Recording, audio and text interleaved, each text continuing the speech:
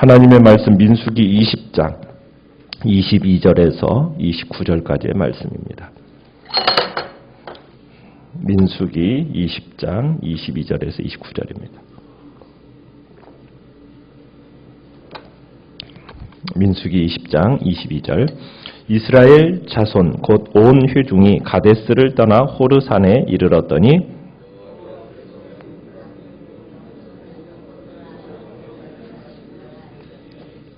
아론은 그 조상들에게로 돌아가고 내가 이스라엘 자손에게 준 땅에는 들어가지 못하리니 이는 너희가 무리바 물에서 내 말을 거역한 까닭이니라.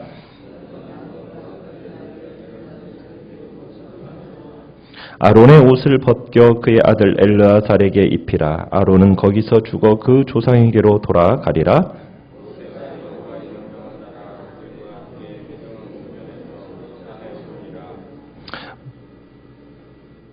모세가 아론의 옷을 벗겨 그의 아들 엘르아살에게 입히매 아론이 그 산 꼭대기에서 죽으니라. 모세와 엘르아살이 산에서 내려오니 온 회중 곧 이스라엘 온 족속이 아론이 죽은 것을 보고 그를 위하여 30일 동안 애곡하였더라. 아멘. 오늘 말씀의 제목은 아론의 죽음이라는 제목입니다. 오늘 말씀에서 이스라엘은 22절에 보면 가데스를 떠나서 이제 호르산에 이르게 되었다라고 얘기합니다. 이렇게 가게 된 이유는 어제 말씀에서 본 것처럼 에돔 왕이 에돔 땅을 지나가는 것을 허락하지 않았기 때문에, 거절했기 때문에 이제 에돔을 우회하는 길을 택하게 된 겁니다. 그런데 이 호르산에서 어떤 일이 오늘 있게 됩니까? 아론이 죽음에 이르게 됩니다. 모세의 대언자였고 이제 대제사장의 직분을 감당했던 아론이 생을 마치게 된 겁니다. 자, 그런데 24절을 보시면은 아론이 약속의 땅에 들어가지 못하고 이 호르산에서 죽게 되는 이유에 대해서 설명을 하고 있습니다. 이유는 무엇입니까? 24절에 보면 너희가 무리바 물에서 내 말을 거역한 까닭이니라. 무리바 샘에서 하나님을 거역했던 그 일 때문에 아론이 약속의 땅에 들어가지 못한다 이야기합니다. 무리바 샘에서 어떤 일이 있었습니까? 우리가 20장 이제 2절부터 13절까지의 내용이 무리바 샘의 이야기입니다.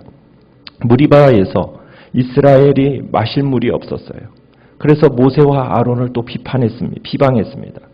자, 이에 백성들의 불만으로 인해서 모세와 아론은 회막 어귀에 나아가서 하나님 앞에 엎드려 기도했어요. 그러자 하나님의 영광이 나타났습니다. 문제를 해결하려면 어떻게 해야 하는지를 하나님이 알려주셨어요. 어떻게 하라고 그랬습니까? 지팡이를 가지고 온 백성이 보는 앞에서 반석의 앞에 서서 그 반석을 향해서 뭐라고요? 물을 내라고 명령하라고 이야기를 합니다. 그렇게 되면 그 명령에 의해서 그 바위가 물을 내서 온 백성과 가축이 물을 마실 수 있게 될 것이라고 하나님 말씀하셨어요. 자, 그런데 모세가 이 하나님의 명령하신 것의 일부만 수행해요. 모세는 사람들을 바위 앞에 모아놓고서는 무슨 일을 합니까? 이 백성들을 야단칩니다. 이 반역자들아 하면서 모세가 지금까지 마음 한 구석에 꾹꾹 참아놓고 있던 그 상한 감정을 드디어 폭발해버린 겁니다. 이러한 행동은 모세의 불순종이었습니다. 이 일은 하나님이 하시는 일이었어요. 그런데 모세가 뭐라고 얘기하냐면 우리가 이 바위에서 너희가 마실 물을 나오게 하랴! 그러면서 마치 자신과 아론이 이 기적을 이루는 것처럼 말을 해버린 겁니다. 물론 분노와 좌절감으로 인해서 그 가득 찬 그 모세의 화가 나서 내뱉은 말입니다. 그러나 모세는 하나님이 주신 지시를 정확하게 따르지를 않습니다. 결과적으로 이 기적에 대해서 하나님께 영광을 돌리지 않아요. 하나님은 바위에게 뭐 하라고 말했어요? 명령하라고 그랬어요. 말만 하라고 그랬어요. 그런데 모세는 어떻게 합니까? 들고 있던 그 지팡이로 바위를 2번 내리칩니다. 그게 그의 죄였습니다. 전에 과거 르비딤에서 있었던 물을 낼 때에는 하나님이 바위를 내리치라고 그랬어요. 그런데 이번에는 뭐 하라고 그랬어요? 명령만 하라고 그랬거든요. 그런데 모세는 어떻게 했어요? 바위를 내려쳤습니다. 하나님께서는 모세로 하여금 말만 했어야 되는데 이 지팡이로 내리친 거예요. 그것은 왜 그랬겠어요? 하나님을 믿지 못해서 비롯된 일이에요. 모세는 말로만 어떻게 물이 나올 수 있을까? 아마 나올 수 없다라고 생각하고 바위를 내리친 것 같아요. 하나님의 말씀을 믿지 못했던 거죠. 하나님의 말씀에 대한 불순종이었습니다. 모세와 아론은 순종의 모범을 보여줘야 할 사람입니다. 그런데 온 백성들 앞에서 하나님께 불순종함으로 말미암아 대가를 치러야 했던 거예요.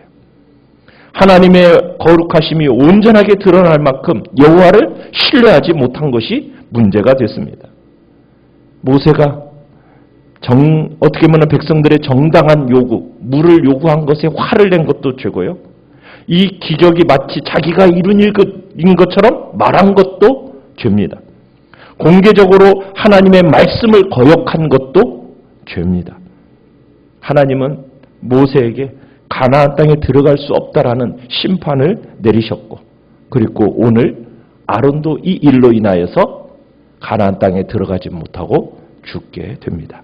두 사람 모두 가나안 땅에 들어가지 못하게 됐어요.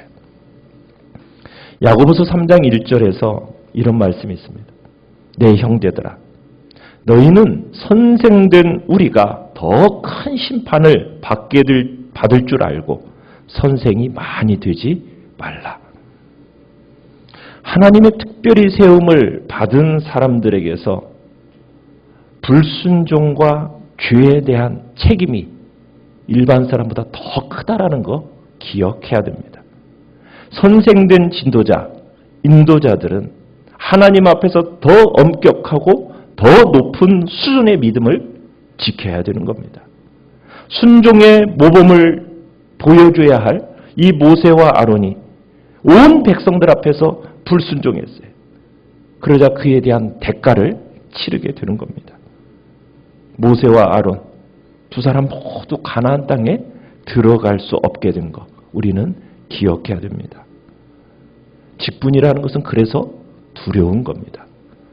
직분이라는 것은 하나님 앞에서 모든 성도들 앞에서 순종의 모범을 보여야 할 자리이기 때문입니다. 그 순종의 모범을 보이지 않을 경우에는 그에 대한 불순종의 대가와 책임이 얼마나 무서운지를 생각해야 되는 겁니다. 그래서 많은 선생이 되지 말라고 성경은 얘기하고 있는 거예요. 그래서 우리는 항상 두렵고 떨림으로 주의 일을 감당하고 정말 순종의 모범의 자리에 있어야 된다는 것을, 그리고 그 자리를 지켜야 한다는 것을 기억해야 됩니다.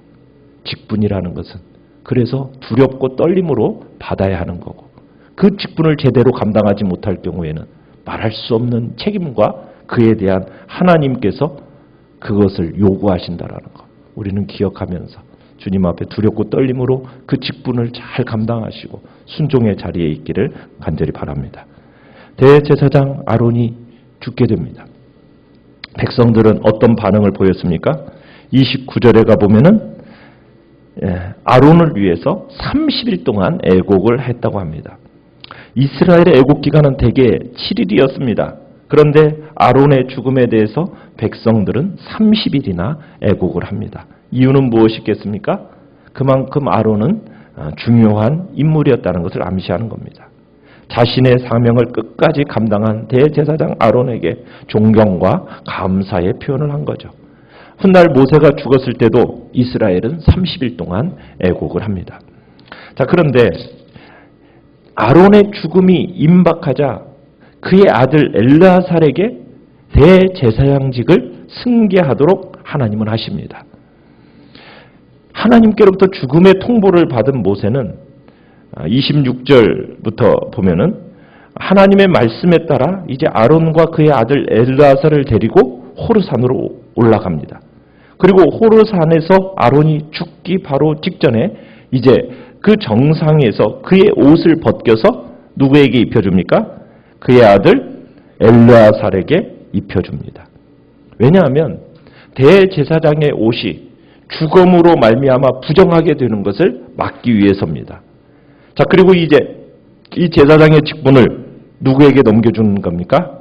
아들에게 넘겨주겠다라는 어떻게 보면 상징적인 의식을 지금 행하고 있는 겁니다. 결국 어떤 상황 속에서도 사명은 이어져 가야 된다는 거죠. 아론은 그 자리에서 죽고 그때 나이는 123세입니다. 아론은 그가 하나님께 받은 그 사명을 그의 아들에게 전수하고 그리고 나서 죽음을 맞게 됩니다. 여기서 얘기하는 바는 뭡니까? 하나님께서 성도의 생명을 유지시켜 주시는 것은 왜 유지시켜 주는 겁니까? 사명, 하나님께서 주신 사명을 감당하게 하기 위해서입니다. 어떻게 보면 우리가 생명을 유지하고 있다는 것은 뭐예요? 아직 내가 수행해야 할 뭐가 남아있다는 겁니까? 사명이 남아있다는 얘기예요. 그러니까 사명이 남아있는 한 우리의 생명은 아직 존재하게 되는 거예요. 사명이 끝나는 날이 우리의 죽음의 날이라는 거예요. 우리가 하나님께서 주신 사명을 제대로 감당하지 못하면 어떻게 보면 우리의 생명을 허락하신 하나님의 뜻을 거스르는 겁니다. 그런 상태는 아무런 의미가 없는 삶인 거죠. 살아있다고는 하지만 죽은 자나 다름없는 삶인 겁니다.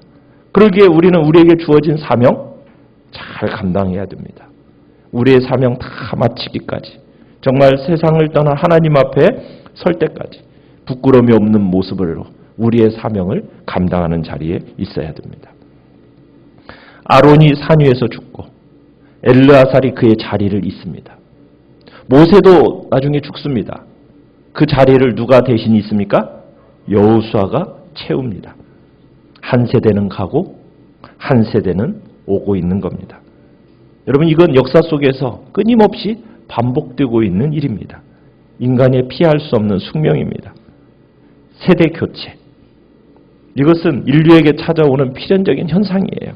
여기서 예외되는 사람 아무도 없습니다. 누구든지 정한 때가 지나면은 다음 세대에게 그 삶의 자리를 물려줘야 됩니다. 그리고 세상을 떠나는 거예요. 그렇기 때문에 우리는 내 자신의 세대가 반드시 끝나게 될 것이라는 사실 잊지 마셔야 됩니다. 그리고 항상 그 마지막의 때를 준비하는 삶을 살아야 되는 거예요.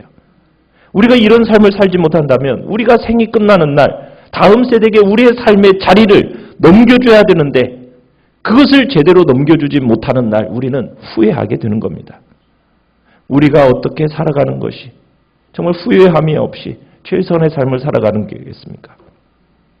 부귀 영화를 원 없이 누리며 즐기다가 그거 넘겨주는 것이 그것이 정말 후회 없는 삶이겠습니까? 그런 게 아니겠죠. 정말 우리에게 만족을 줄 수 있는 최선의 삶이 무엇이겠어요? 오직 창조주 하나님을 기억하고 그의 영광을 위해서 살아가고 영원한 내세 삶을 준비하는 거예요.